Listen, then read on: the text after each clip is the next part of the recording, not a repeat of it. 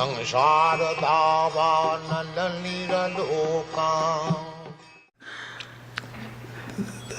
great mission, everyone has to have a mission. Living entities, Krishna describes in the Bhagavad Gita as Nahi kashit shanamapi jatu tishyatya karma krit karete hyavasa karma sarva prakriti jaragunai. They're eternally active, eternally desirous as well. And they need to have a proper mission. In the Gita, Srila Prabhupada says that despondency arises in the heart of people who don't have a clear mission. They don't have a clear goal. They don't have a clear mission. And not having a clear mission may make one despondent, but having the wrong mission can make one really stupid. Because there's an example of climbing up a ladder, but it's against the wrong wall. And that's foolish.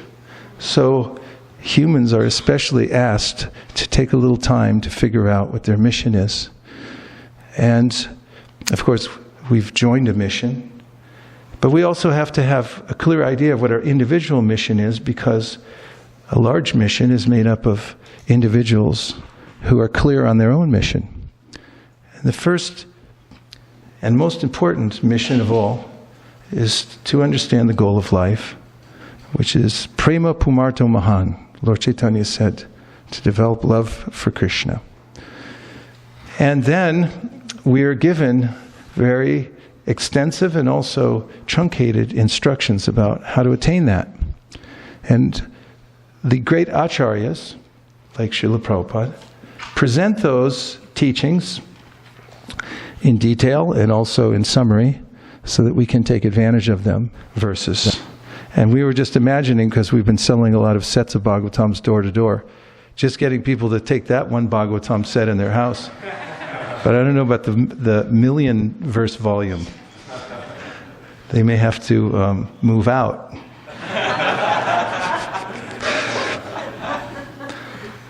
But we have 18,000 verses, and then the verses we just chanted together are a summary that Prabhupada gives in Introduction to Bhagavad Gita and elsewhere, or maybe it's in the beginning of the 7th chapter of the Bhagavad Gita and elsewhere. We're beginning with Srinvatam Swakata Krishna, which means that Lord Sri Krishna, who is the Paramatma, super soul in everyone's heart, and the benefactor of the truthful devotee, cleanses desire for material enjoyment from the heart of the devotee, who relishes his messages, which are in themselves virtuous when properly heard and chanted. Punya Shravana Kirtana. Just by hearing them, you become virtuous. You get spiritually based sukriti. And elsewhere, we get extensive instructions by the direct disciples of Sri Chaitanya Mahaprabhu. And then they're also summarized in various ways. Arajo Bhagavan Vrajesha Tanayas Tadhama Vrindavana Ramya Kachirupasana Vraja Vidu Vargena Vakulpita Srimad Bhagavatam Puranam Amalam Prema Pumarta Mahan Sri Chaitanya Mahaprabhu Matamidam Tatradara Napara. The Chaitanya Manjusha says that there's a consensus among all the followers of Sri Chaitanya Mahaprabhu that he had these specific opinions, and that is that Sri Vrindavan Dham and Lord Krishna are non-different. He also said that the highest method of worship of the Lord is that which was conceived by the gopis of Vrindavan Dham. He said that Srimad Bhagavatam is the ultimate authority on everything. It's the spotless Purana. He said that the ultimate goal of life is to attain prema. And we have Rupa Goswami giving us the Bhakti Rasamrita Sindhu, which is encyclopedic about the ways in which one can develop a relationship with Krishna. But then he also gives us shorter books like the Upadeshamrita, in which just within a few verses, from beginning to end, he explicates the process of devotional service. And one can follow that and make that one's mission in life, to follow very carefully the instructions given. And this is the biggest project of all. One might conceive of various projects in one's life and in one's service in Krishna consciousness, but there's no bigger project than building a temple within one's heart, or cleansing the heart so that it becomes an appropriate place for Krishna to sit down. In fact, in the Chaitanya Charitamrita, there's a story of Lord Chaitanya Mahaprabhu and his associates cleansing the Gundicha temple. And they do so meticulously under the guidance of Chaitanya Mahaprabhu. Again and again they clean it until it comes down to the finest grains of dust that are there within the temple. And not only that, he cleans outside the temple. And Srila Bhaktisiddhanta Saraswati Thakur gives an elaborate commentary on the meaning of this, as quoted by Srila Prabhupada. And that means that there are anarthas, unwanted things within our hearts and minds that need to be cleansed, and we have to be meticulous about it. Just now, Urmila Prabhu has written, not just now, but recently, in geological time just now, she's written a book, the Manak Shiksha, which is startling to many people because having followed the path for some months or years or decades, one might look at that and see Raghunath Das Goswami's teachings about the finer anarthas that might lurk within one's heart and mind, and then feel disappointed that they're still there, and that they're nagging anarthas. They hang around for so long. And our great acharyas like Raghunath Das Goswami point to the fact that taking time to note that they're there and to take the remedial measures in order to reduce them and then finally eliminate them altogether is the foremost goal of life for the devotees. To come to the position of nishta in devotional service means past anartha nivritti, past the obstacles presented by anartha nivritti, during which one is constantly distracted or indifferent to the practice of devotional service, or sleeps during devotional service. There are other symptoms as well. Innate desires that come to the surface when we're least expecting it, and so forth. These are listed by Srila Vishwanath Chakravarti Thakur in the Madhurya Kadambini. So, when one takes the mission to establish Krishna within one's heart, Srila Bhaktisiddhanta says, and then succeeds by cleansing one's heart sufficiently so that Krishna will want to sit down there, then one can hold a festival. You can hold a festival then, invite all your friends, serve the prasadam, and say, finally, I've cleansed my heart, and Krishna will sit down. Of course, a Vaishnava may not admit that, but you'll notice in his or her countenance and the way that he or she moves about the world, because one may not be able to judge externally the symptoms of an advanced devotee. Let me take that back. One may be able to understand the advancement of a devotee, but they may not be symptoms that sometimes people think represent ecstatic symptoms. For instance, crying, laughing, rolling on the ground, and so forth.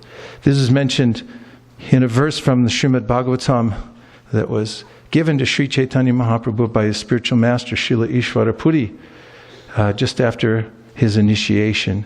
Evam vrata swapriya nama kirtya jatanu rago jita chuta ucher hasatyate rautiti rauti gayati unmhadavam rititi lokabayaha. I have a pundit in the front row, which is always reassuring. Thank you. And this verse says that as one begins to chant the holy name of the Lord, it in fact takes a vow.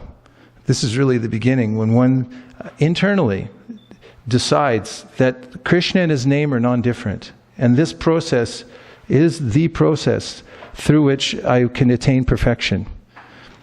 Bhaktivinoda Thakur says, Nam bina kichu nahi ko oro chauda bhuvana maje. There's nothing else to be had within the 14 worlds except for this. That's fixed mind, isn't it? You decide that this is the only thing. And this is faith. Means that I know that just by performing bhakti, everything else will come into place in my life. So, evam brata swapriya namakirtya, when one takes this vow to chant the holy name of the Lord, then naturally, as one chants offenselessly, the heart will melt. Druta chitta. And the heart becomes softer and softer, and then begins to melt. And when the heart melts, then one's life becomes blissful at every minute. The devotees with a melted heart are no longer, although they interact with the world, they do so only officially. And they're not perturbed by the comings and goings of the modes of material nature. And sometimes they laugh, cry, roll on the ground. And they don't care for outsiders. They don't care where they are. It could be in the parking lot of 7-Eleven or anywhere. But then the acharyas commenting on this verse say that one might imitate these symptoms, or sometimes great devotees don't exhibit external symptoms like that. But Madhvacharya weighs in and says, but advanced devotees always exhibit two symptoms. One is steadiness, and the other is mukhya prasada, that means merciful speech, because the heart is no longer inclined to criticize other. Envy is gone. And therefore, from his or her speech comes only prasadam speech. The words of a devotee whose heart has melted are like prasad. They lift us up. They change us in so many ways. So this a point at which one can actually experience this is the real mission for individuals. So therefore, Prabhupada went out of his way, more than anyone we can imagine, to facilitate anyone who understands this goal of life to take part in the process of purifying the heart. Some of the ways in which he did this were to introduce the chanting of the Hare Krishna Maha Mantra as the primary means for advancement in this age of Kali Yuga, and to prescribe a minimum number of rounds. Now you may say this sounds very fundamental, and that's my point today. Fundamentals are important. You have to practice really carefully every day at any discipline in order to become a master. And we see, I read a quote from a famous violinist in Russia, Joshua Hevitz, who said that if I don't practice one day, I notice it. If I don't practice 2 days, my teacher notices it. And if I don't practice 3 days, everybody notices it. And that's 3 days without practicing the violin, even a master. What to speak of one who has recently taken to the process of devotional service. It's necessary to practice every day. This is called Nityam Bhagavata Sevaya. That actually means constantly without any gaps. But the acharyas say if the Shastra were to introduce that to people in general and say all the time without any gaps, then people would become discouraged and say, I can't do it, so I won't do anything. Therefore, they have said that Nityam Bhagavata Sevaya means at least once a day. And that should be regular, steady. Of course, once a day is regular, but it should be, as this verse points out, with full attention. And rapt attention. The word rapt comes from the word rapture. One should have a rapturous experience while chanting, and also while hearing Srimad Bhagavatam. Shouldn't be done incidentally, at least for one's sadhana. That has to be done with full attention. And by chanting Hare Krishna and finishing one's minimum number of rounds every day, which one should have clearly in mind, as the Goswamis did, Sankhya Purvaka Nama Gananati Bhikalava Sani Krito. They counted how many of everything they did in devotional service. Then we learned something from Srila Jagannath Das Babaji Maharaj when we visited recently. We visit every year when we go to Navadvip on our yatra. And his instruction about chanting Hare Krishna. Shall I pass that on to you? Yes. You should finish your minimum number of rounds every day. But that's not all. There's more. He said, even at the cost of your own life. How does that make you feel? Better? Worse? It's very interesting, the effect of that there's a simple path, but Bhaktivinoda Thakur says you should follow it strictly. Take the simple path. Bhakti is a simple path, but follow it very strictly.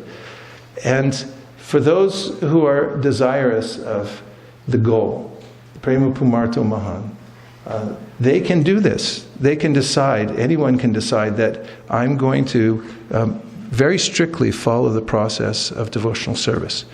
And that will include sufficient amounts of chanting with full attention, and also hearing from the Srimad Bhagavatam. And of course, Bhagavad Gita, nectar of instruction, nectar of devotion, Sri Ishapanishad, Pandit, Sri Chaitanya Charitamrita, teachings of Lord Chaitanya. All of these books, Prabhupada says in a purport in the Sri Chaitanya Charitamrita that all my followers must read all of my books, because if they don't, they will eat, sleep, and fall down from the process of devotional service. So, as far as the mission goes of Krishna consciousness, and that is including the mission of distributing Krishna consciousness, one has to distribute to oneself very carefully. Otherwise, one won't have much to distribute to others. And I'll have more to say about that as we continue these talks. And now we'll take a few reflections. That means something you heard so far from the purport or the monologue that's stuck in your mind. Yes. And now, one other point is, we have a microphone. And it's important to speak right into the microphone and hold it like this, and not like this. It's okay to speak in the mic. It's not being unhumble to speak in a mic. It's actually the Brihat Madanga.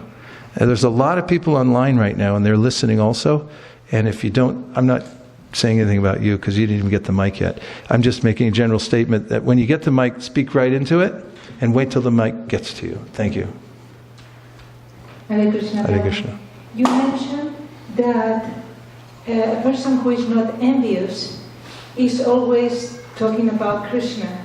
And yet, sometimes we meet persons who are not envious of others, and they are happy to see others having opportunities that one does not have. And yet, those persons may not be always chanting or talking about Krishna. Can you please explain more about what does enviousness mean? Okay, but just before I do, I'll point out that was a question and not a reflection. Reflection means just something you heard so far that's stuck in your mind, but it doesn't have a question mark at the end. But I'd like to rephrase the question or understand it. You're asking me, what is envy? It's wishing other people would die so that I can live better. This is the rule of the material world, as mentioned early on in the Bhagavatam. Astani sahastanam aparani chatushparam palgani tatramahatam jivo jivasya jivanam. That the rule in the material world is to live by exploitation. I can only live here by exploiting others, eating others. And so when one's heart softens, one feels great compassion for the plight of all other souls. And it's demonstrative. The highest yogi, Krishna says in the Bhagavad Gita, Atmaupam yena sarvatra samam pashyati Arjuna sukham vayarivadukam sa yogi paramo mataha. The parama yogi, the highest yogi, is the one who relates to all other souls, knowing what they're going through in their happiness and their stress, and therefore he tries to do good for them.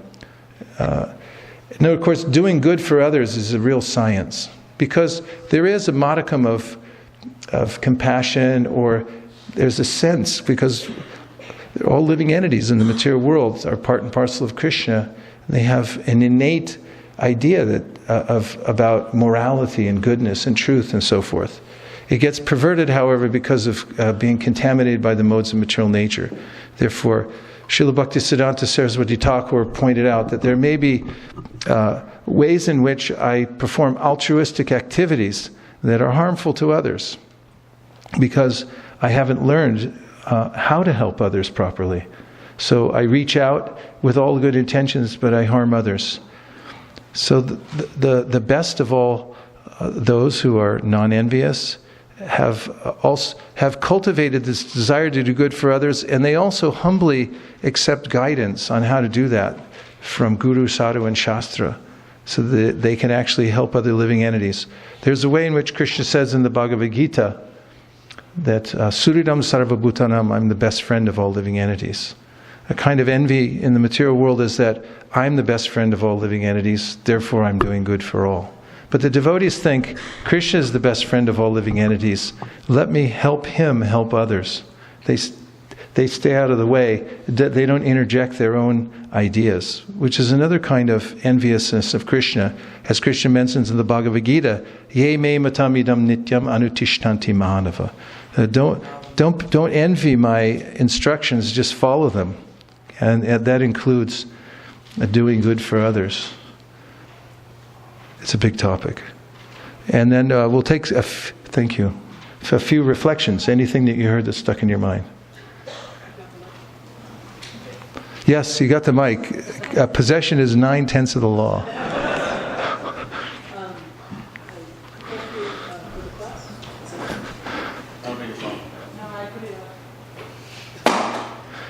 Thank you for the class. So I have a reflection on this, what you said, that Madhvacharya had said, I had never heard before, that the two symptoms that are always present are steadiness and mukhya prasad, that whatever comes out of the person's speech is prasadam, and that was something quite illuminating to me.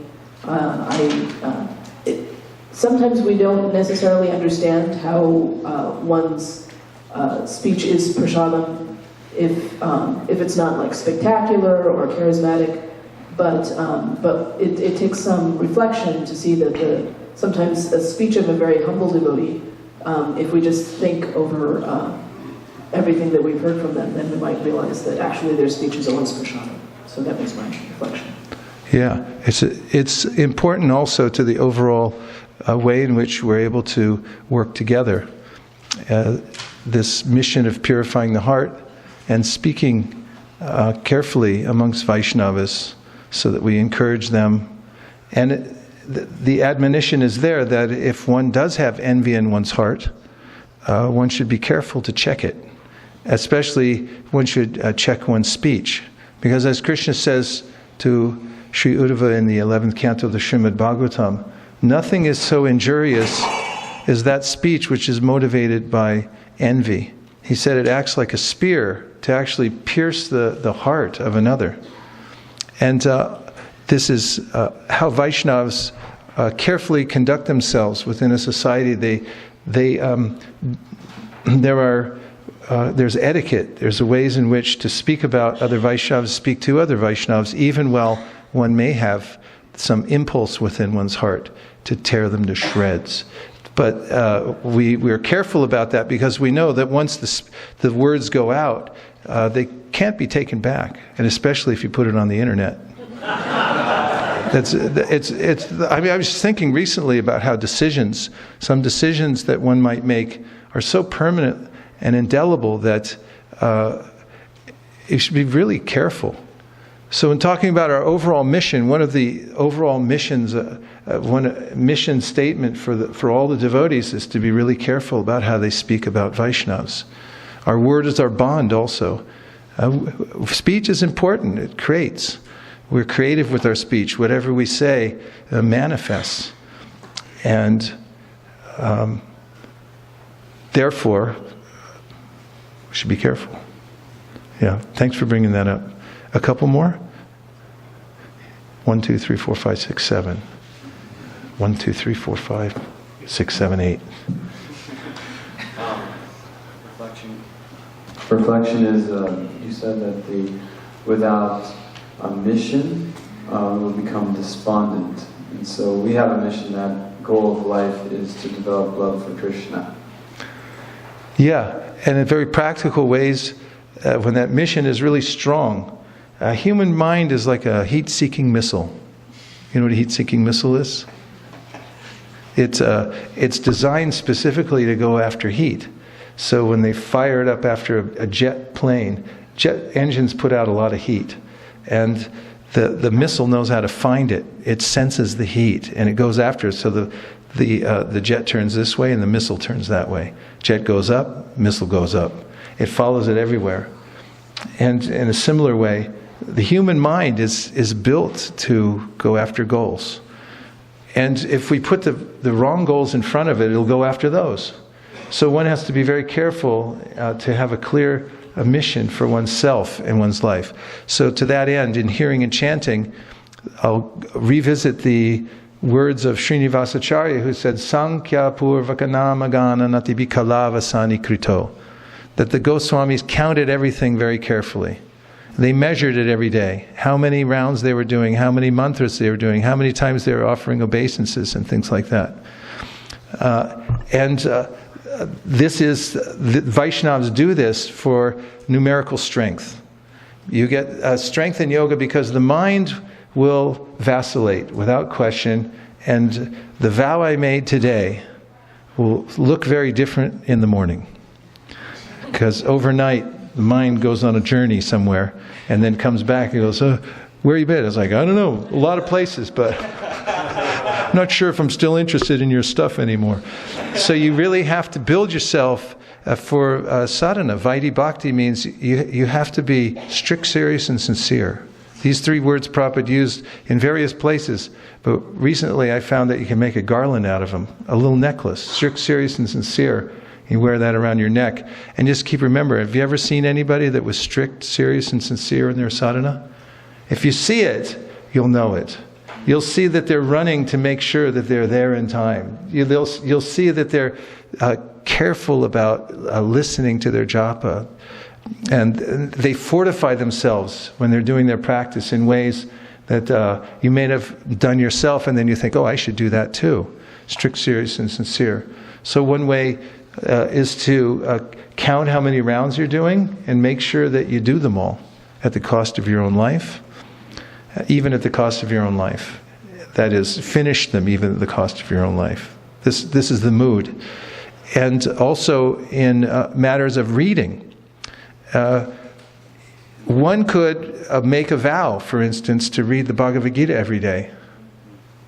What do you think? Could one make a vow to read Bhagavad Gita every day? Yes. I'm not saying for how long, but I'm just saying, is it possible for a human being to make a vow to read the Bhagavad Gita every day? Yes.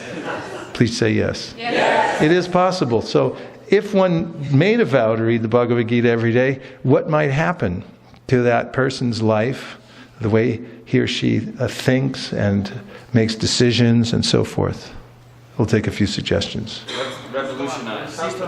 Revolutionized. See from Krishna's viewpoint. Shastra Chakshu. They'll see through the eyes of Scripture. All these things are true. And it can be experienced by one who would care to do this. And the exciting thing about being a human is you can, at any time, because we're tatastha, we can reverse direction anytime. People do it all the time for whimsical reasons. But you could suddenly decide to become more strict, serious, and sincere, and nobody can stop you. I mean, even if they throw you in jail, he's like, I'm not stopping. This is the story when Vaninath Roy was asked, was imprisoned, and they asked him, Chaitanya Mahaprabhu said, what was he doing? He was up there chanting. He was making marks on his body to make sure he finished his rounds, because he didn't have his counter beads with him. And so one can do that. And there are various ways that you can count, as the Shastra says, that just as a miser counts and recounts his coins, and nowadays looks at a screen and notices the bottom line again and again, keeps pushing the refresh button to see how much money I got in there. Let me see again. It'll say, hey, it went up by 3 cents in the last 2 minutes. So in a similar way, devotees should should count and recount their mantras. That's our wealth. We should count and recount our mantras and see how many we have, and then see how many more we got. How many you got now? I got a. But even if you just having a mantra in life is a big thing. And Nirakula and I were at with a financial counselor recently, and he was asking a bunch of questions, and he was asking about our life. And one of the things Nirakula was trying to explain to him about our lifestyle. She said, well, we have a mantra. And I thought that was an interesting thing to tell him. We have a mantra. And I walked away feeling a lot wealthier. I was thinking, I got a mantra. I was like, what do you got? I got a mantra. What do you got? And we actually have a mantra. That's a big deal. And if you have a mantra, then you can lay out a plan for yourself, make a mission. Like, what am I going to do with it? How many of them am I going to chant? You can decide for yourself. Don't be swept away by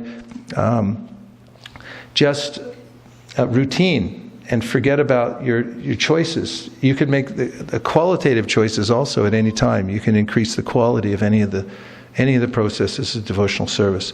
So if this becomes a mission, then one's life becomes exhilarating. And if you make it clear how many times I'm going to chant, what the quality is going to be, and so forth, then immediately the mind will follow.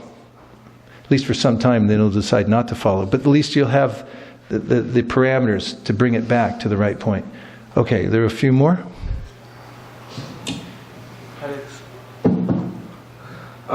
So you mentioned this quotation by Jagannath Das Babaji Maharaj, that one should finish one's rounds even at the cost of one's life. So that was a continuation of the same point that you mentioned, need for consistency. Do we have an IT department in here, or a high tech? Yes. The need for consistency. The need for consistency. And that example of that violinist. And the example of the violinist, Joshua Hevitz. Right. So I was just reflecting on that, thinking that one has to pay a price for everything. One has to pay a price for everything. So even if that price be one's own life. Even if that price be one's own life. One should be willing to pay. One should be willing to pay. Yeah, and that's a good deliberation to have. Because if you decide ahead of time, Hegel said, die to live. First die, then you can really live. And you'll find in the Bhagavatam, this same teaching, for instance, Dadichi. Dadichi was approached by the demigods with a little request for charity. What was it? Somebody knocks on your door in your cabin here. It's like, excuse me. Temple president asks you for a little something. What would you like? Maybe he wants me to sweep the floor, and maybe I will, or maybe I won't. And it's like, knock, knock. Yes, how can I help? We need your body. I'm right here. No, your body, your bones and everything. So Dadichi understood that this was being requisitioned by Vishnu himself. He ascertained that. And therefore he was joyful in offering his body. He said, I have to give it up anyway. Therefore, an intelligent person will figure out if one is approached with the highest cause to give up the body and preemptively gives it away. So you don't get any credit if it's taken away from you by force. And that happened once when I was in Vrindaban for Kartik. I was at the Radhakund taking a bath. I actually went in to chant my Gayatri, put all my clothes and whatever little possessions I had, whatever meager possessions I have in my pockets there on the bank of Radhakund, went in and chanted my Gayatri mantra, turned around, and everything was gone. And we asked the monkeys, and they said, we didn't do it. And we looked around, they were just gone. In India, gone means gone. There's no lost and found anywhere in India that I know of. And so I had to walk home in my gamsha, which I thought was kind of cool because I was going, yeah, I'm a sadhu. Sadhu from America, I walk around in gamsha. But as I was going home, it was actually the first day I had arrived in Kartik at Govardhan. And before I leave the ashram, the ISKCON Bhaktivedanta ashram in Govardhan every year, I always offer a donation because they're so kind and accommodating, and I give a donation. But on my way home, what I was thinking was, as soon as I step in the door, I'm going to give my donation. Why? Because I was very aware that anything I have could disappear at any time. You know that feeling right after you just lost your fill in the blank, and you think, wow, I'm actually more vulnerable than I thought. When I'm in material consciousness, I'm thinking, yeah, I'm cool, I got everything I need, and I'm fine, and I will live for 1,000,000 years. But in fully aware consciousness, I'm thinking that anything can be taken at any moment. And so devotees preemptively give themselves to Krishna. They give away their possessions, they give away their life. So if you make a sacrifice with a full intention, then you get the full result. So Didichi knew that. And that's a way in which one can remember that at any moment it can be taken. So I should give in sacrifice with full intention and attention. Okay, was there any from this side? Okay, yes.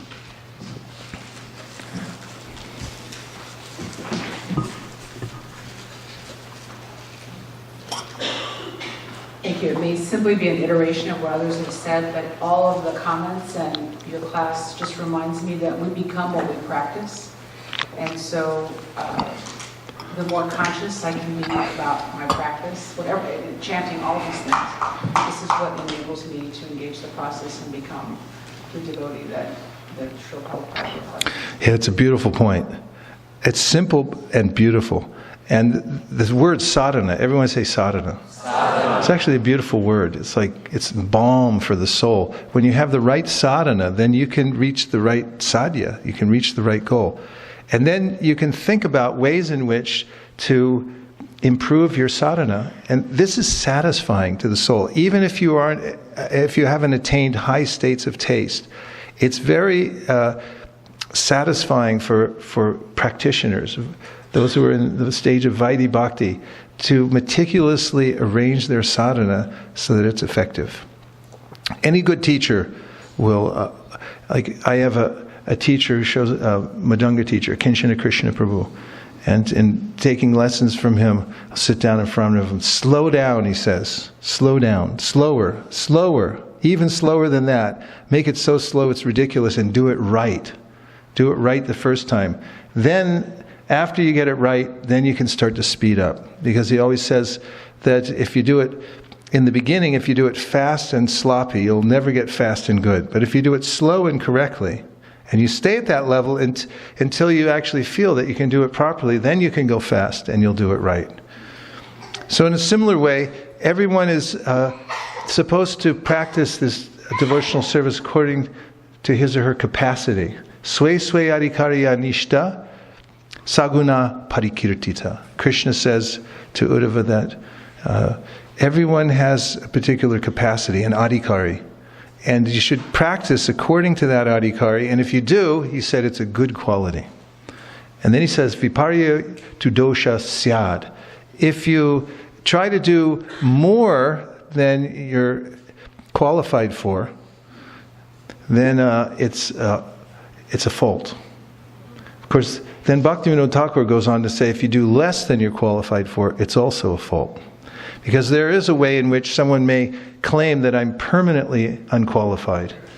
And that's also not acceptable, because the scriptures describe very high states of attainment in the process of devotional service. And then the Vedanta Sutra says that because the scripture has said it, and who is the scripture speaking to, by the way?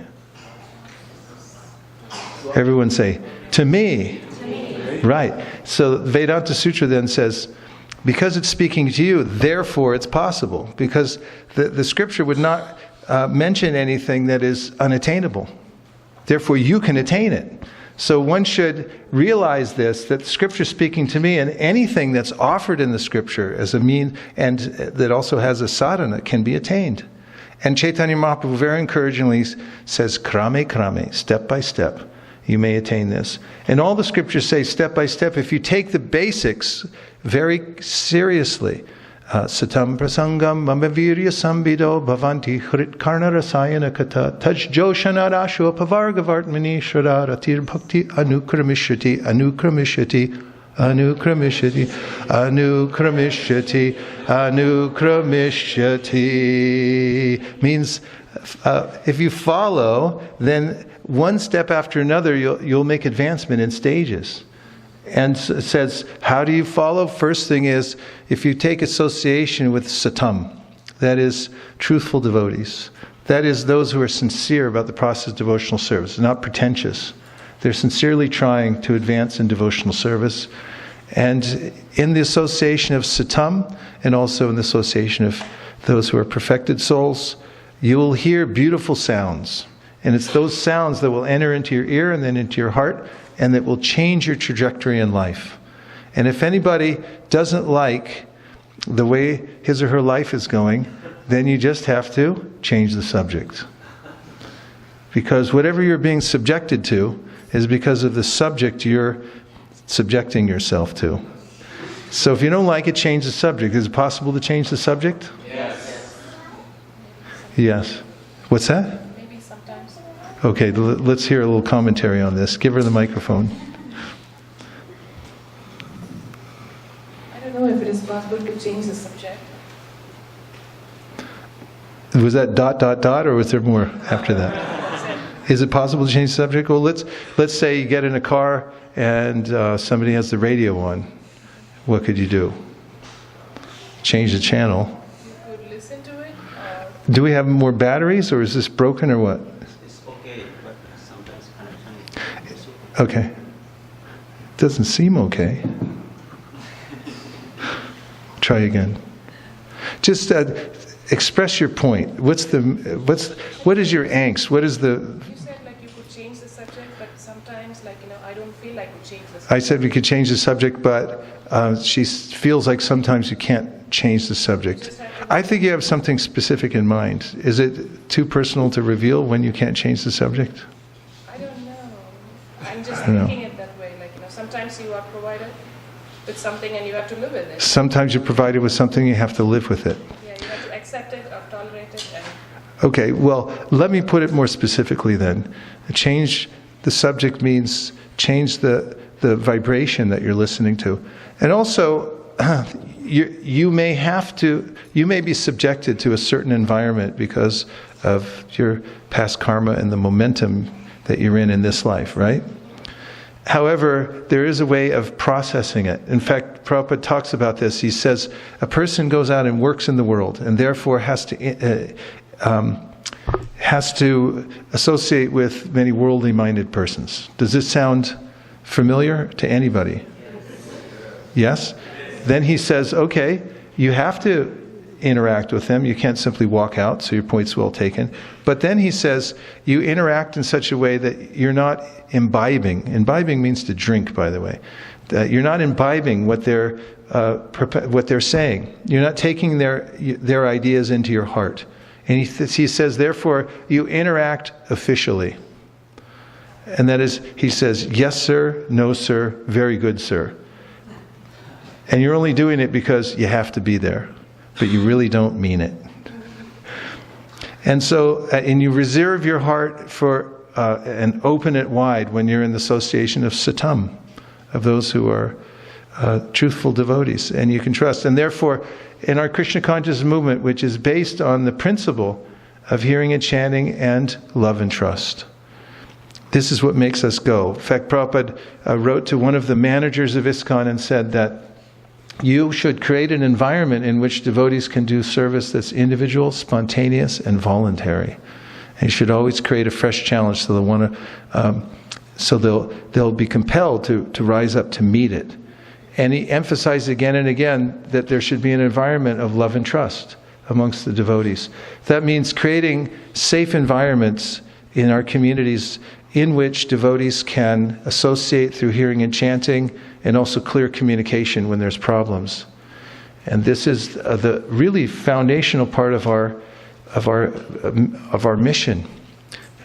And if that part is faulty, then as we expand in other ways, there's every possibility that we can implode, or those other external expansions will be short-lived, or not very nice anyway.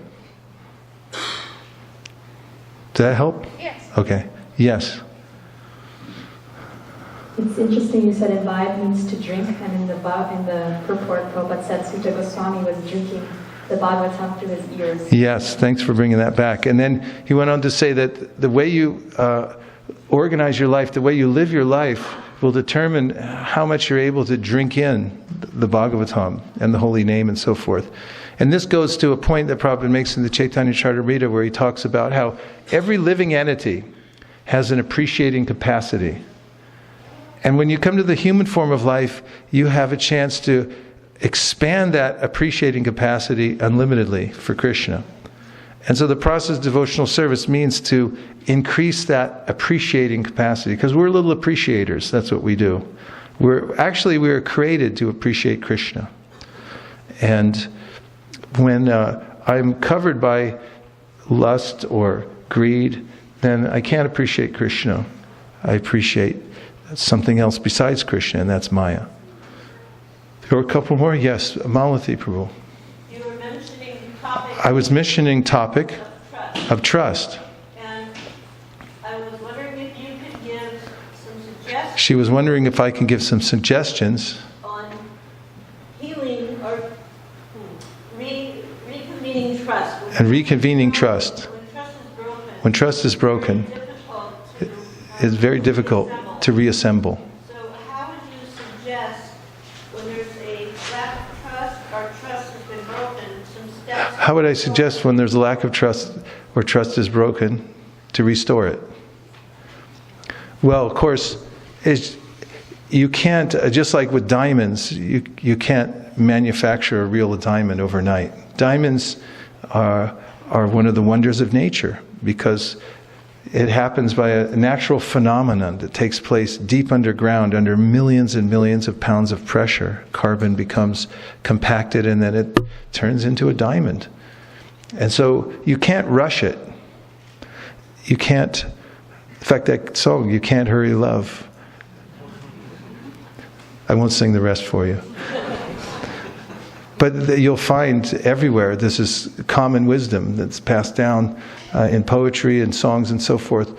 And the fact is that it takes time.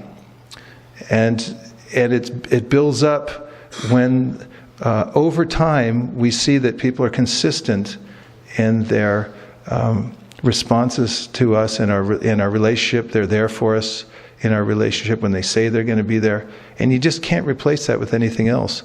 That's why Prabhupada mentioned it so many times, that love and trust are so vital. And when you see that's gone, it's very difficult to function. In any realm of life, it's difficult to function when that's not there. So that has to be coveted and protected very carefully. And I'm bringing this up because these are fundamental parts of our aspects of our mission. We can't expect to outreach very effectively. Well, let me put it in the positive.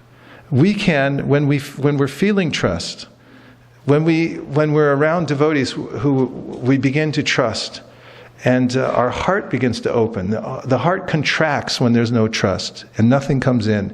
But when we begin to trust and love the devotees, our heart opens, and then we become highly effective at outreach. We become highly effective at meeting other people, and we're able to pass on to them the treasure of Krishna consciousness. So this is not a mechanical system.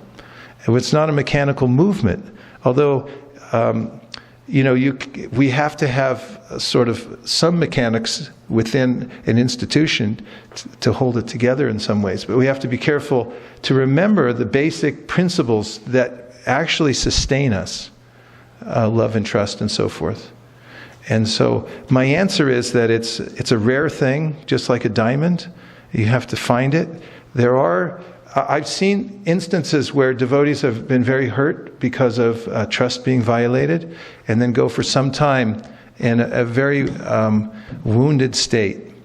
And then they'll meet a devotee that suddenly moves them again and re-stimulates their faith, because that person is genuine and they sense something about it. Vaishnavas are simple.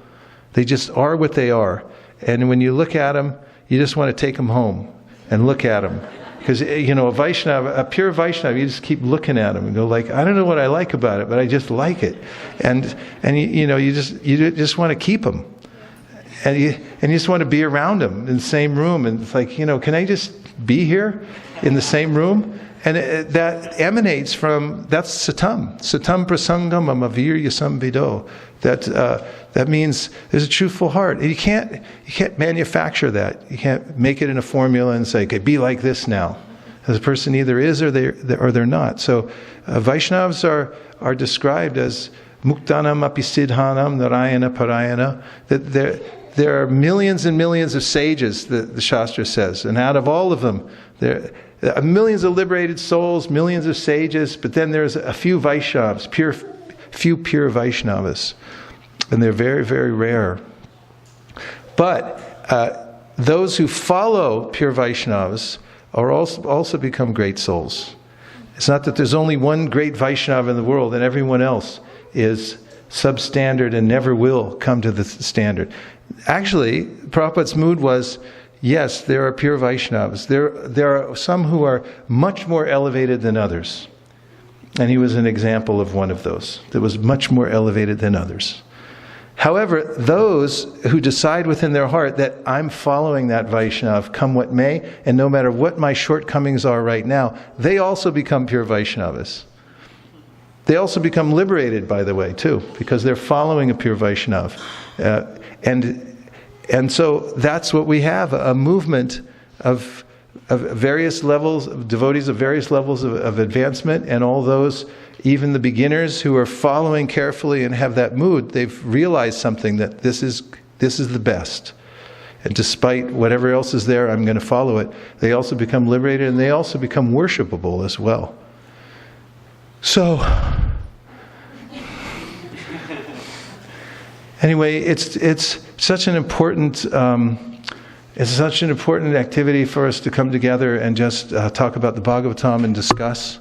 So, I just came from retreat the last 3 days. I was in Connecticut with a group of devotees, and we spent time, a couple hours every morning, and before we had management to talk about, and just talking about the Bhagavatam. And I was thinking that just anyone who does that regularly will feel satisfied, their intelligence will be clarified, and so forth. So I know I feel better, and I thank you for taking your time to come here. And we're to continue this over the next couple of days. So kind of collect any of the reflections that you have.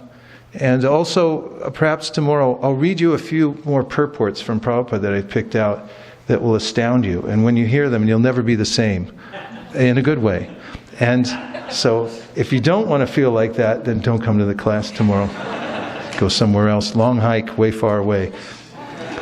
Thank you very much. Vansha kalpatarubhascha kripa sindhavevacha patitanam pavanebhyo vaishnavebhyo namo namaha nantakoti vaishnavindaki jai Gaur Premanande Nitai Gaura Haribo Haribo Haribo Nitai Gaura Haribo Nitai Gaura Haribo Haribo Haribo Nitai Gaura Haribo